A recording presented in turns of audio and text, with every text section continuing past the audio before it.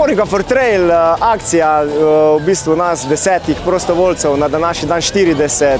Uživamo v tem, kar počnemo. Največje zadovoljstvo pa nam je, da so udeleženci traila zadovoljni. Tako da veliko truda, nekaj malega odrekanja, pa seveda veliko dobre družbe.